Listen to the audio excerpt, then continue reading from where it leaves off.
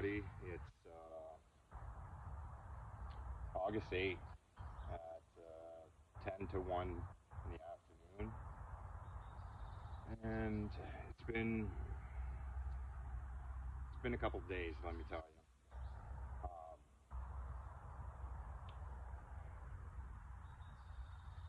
I'm not gonna bullshit people. You guys have seen, like, hey, I'm really the only one that's actually telling the fucking truth. And, like, excuse me for swearing if people get offended. You know, it's the way I am. I've always been this way. And you know what they say about people that swear? They're pretty fucking smart.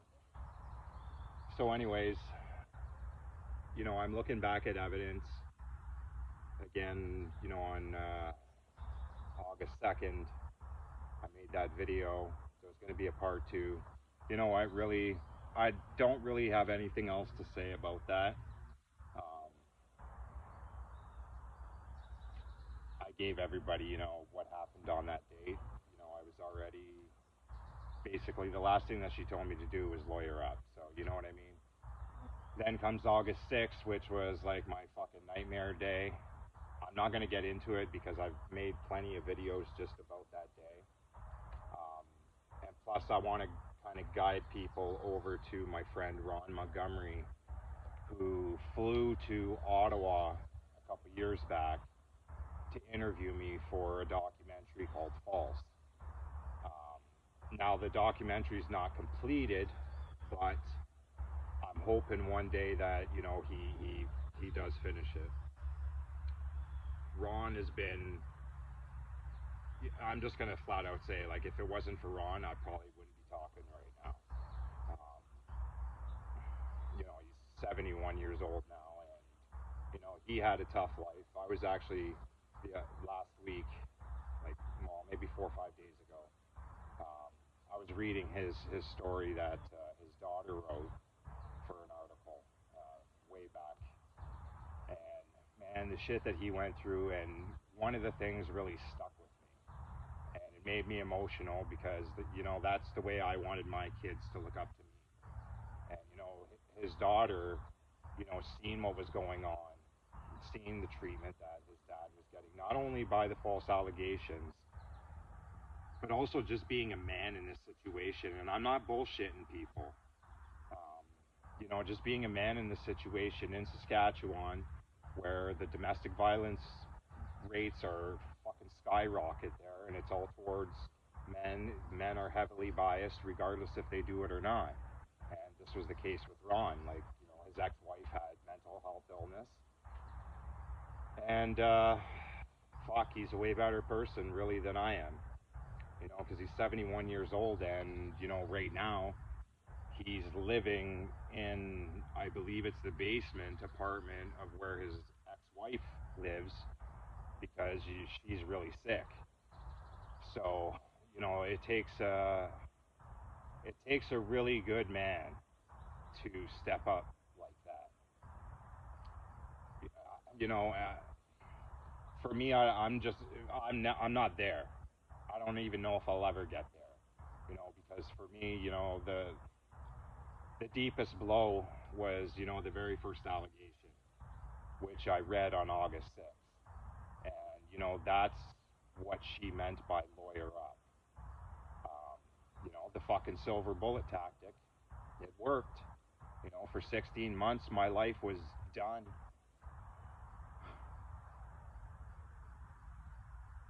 That people don't understand the strength unless you've been through it. The fucking strength that you have to dig deep when your ex-wife, or anybody for that example, accuses you of sexually assaulting your own kid, and she completely makes it up, and she got away with it. I could have went to jail for that. And then she hit me with the silver bullet with fucking 7 other things, including trying to coerce people, and she did with one, she failed with another. That other one became, my fucking star witness. You know, and I have my life to give to her too. Like if it wasn't for Michelle, I probably would be in fucking jail. You know, and for what? For things that I didn't do. And yeah, maybe I sound pissed off because my kids didn't deserve that. I don't give a fuck about me. Like, fuck, I'm homeless. I put myself in the fucking, in the bush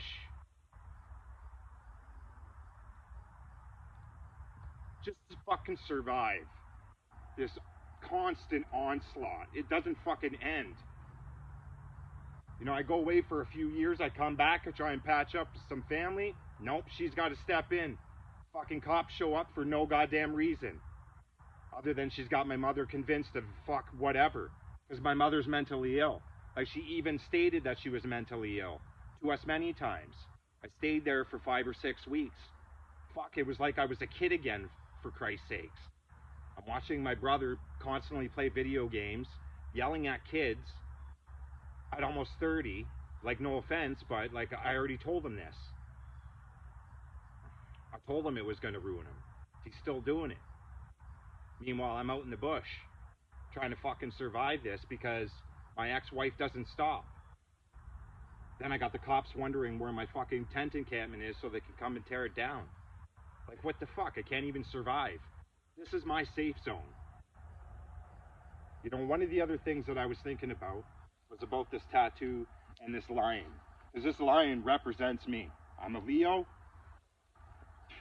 Fuck. I know I got strength because there's many people and there's no disregard to any of the decisions that they've ever made. I'm not trying to say that, but there's people that haven't made it. And one of my good friends, Gene Benoit, he did not make it. And I made a promise to him too, that we were going to make changes in this fucking system one way or the other. And I've been doing this for 5 years, and all I ever seen was people bickering back and forth. You got men's rights advocates that are bitching about the feminists. The feminists are doing the same thing. It's a constant back and forth. There's constant division. I try to unite people, and I try to unite people with who I am. Because yes, I'm angry. I have to be angry. My kids are involved in this. So what do? Am I going to pussyfoot around like everybody else? Because then I had a lawyer a few months back that was bitching at me saying that the silver bullet doesn't exist.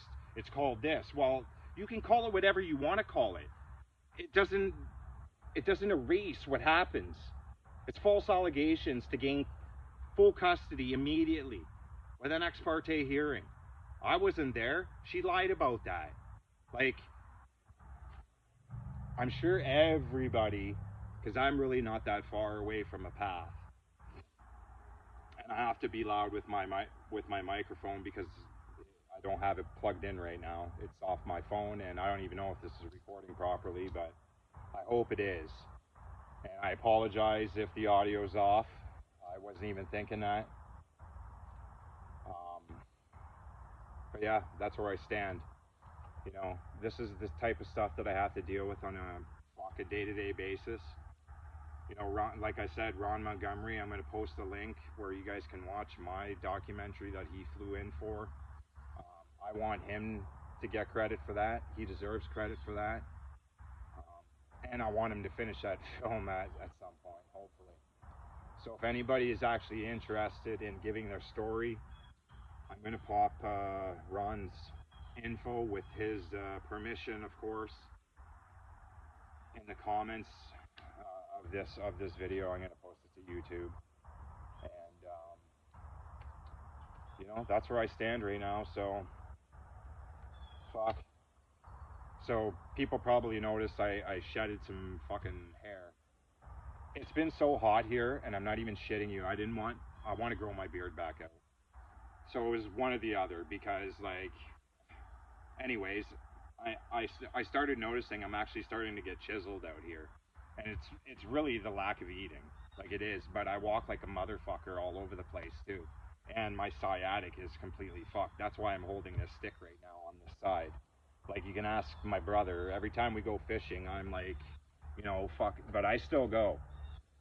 You know, for me, physical pain is just temporary. You know, I have it written here. Everything is temporary. And I was getting to this, you know, this lion and this tattoo, and this is where this is going to come in. It was my ex that gave me these tattoos, and I'm, you know, the fuck whatever.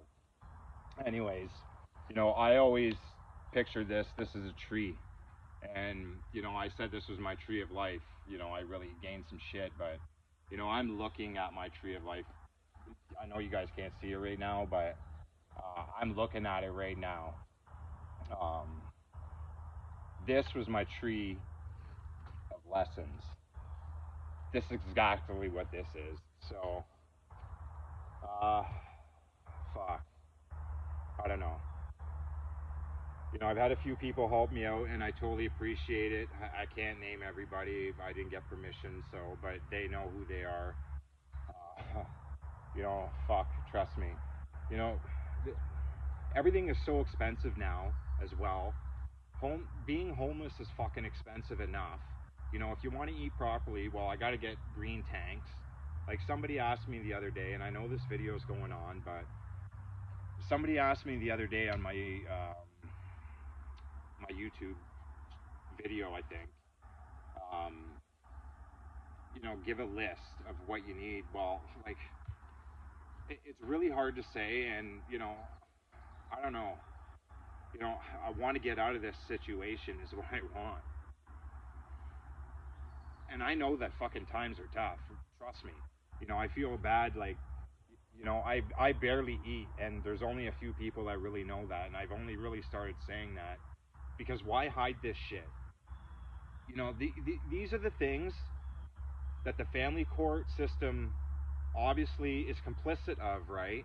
Because they used this shit against me in the very beginning. I had the OCL use this against me that I'm advocating for changes in the system, but maybe I'm doing it a different way than what they're used to. Well, I'm sorry, but your ways of doing things aren't working because there's thousands upon thousands of kids that are suffering every day. So, like, I don't understand it. And, you know, I'm not going to get into April 24th because that was a bust. But you're starting to see more and more as to what I was saying from the very, very beginning. But then I started to have to get more assertive about it because it's the only way that maybe sometimes it clicks with people, right? Because my daughter right now is going off to high school. I haven't seen them now in my custody at all for 5 years because of this bullshit. You know, first I was this giant monster, but then, you know, wow, the truth comes out. So the case is withdrawn and I'm exonerated. So then what? Well, now I'm an advocate, right? And that's how it went. And then I made the protest for April 24th of 2020, and I became the fucking target of the liberal government. Sorry. That's how pissed off I am of the government. I can't even say their name properly. Because that's what they are. They're a glubberment. That's exactly what you fucking are. This now I know this video is going to get flagged because of his little contract with Google. Oh man, I'm telling you.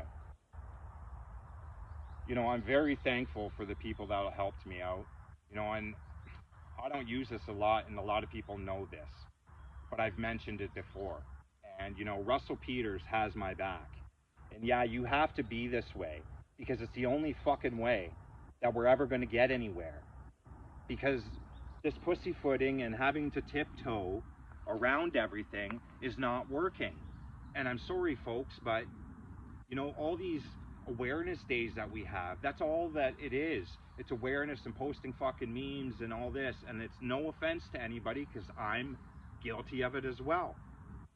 But at least, you know, you have to stand up and do more. There's some channels and fucking accounts out there. I've never even seen these people's faces ever. But yet they have like hundreds of thousands of followers. But you never see a face. Like, what the fuck? I'm sorry the way that I have to be assertive, and if you find it offensive, I'm sorry again. But I find it offensive that nobody's standing up to this. You know, everybody loves Gary Vee for the assertiveness that he is. So why should I be any different? And that's just who I am. You know, we have to be assertive like this. You know, I didn't ask for this. Obviously, I've given people the evidence in case anything ever happens. And it's a starting point for my kids. You know, somebody asked me the other day, well, you know, you're the sound like you're the guilty party for fucking fighting back. Well, I'm sorry, I'm not sitting on the couch keyboarding like a warrior, supposedly. I'm actually doing things, trying to help people as well through all of this. Like, it's fucked up. Some people don't understand that. So, anyways, I could go on and on and on, and you know, a lot of you know that because I'm very passionate about what I do. Because again, it's my kids. I'm gonna be 45 years old in fucking 6 days. 45. I lost 5 years with my kids. Like, I was about to turn 40 when all this shit started. So now I'm 45, and I made that promise to myself, and I said it the other day. Well, now I gotta break that promise. Because I made that promise. I was going to be out of this situation by the time I was 45. Because I knew I was in a fucked up situation. Like, how do you bounce back from that? Like, plus we had this fucking pandemic. Everything's fucking shut down. Things that I tried to do didn't work. Hey, fuck like everybody else, right? But I tried. But I'm the bad guy, right? Because I tried to stay away from it. Because I already know what the fucking system is. And it's not allowing me to tell the truth. Right? It doesn't play that way. It wants a division. I'm not lying. So prove me wrong. And I'm going to end with that. So, anyways, yeah, I'm going to end with that. So, I don't know when I can make videos. Like, literally, I don't have a phone right now as well. You know, again, somebody asked me to put a list together. I don't even, like, again, I don't know. You know, think about, like, going camping. I need stuff like that. What would you, like, that's the thing. I don't like to, like, really ask, you know, because I know what the times are.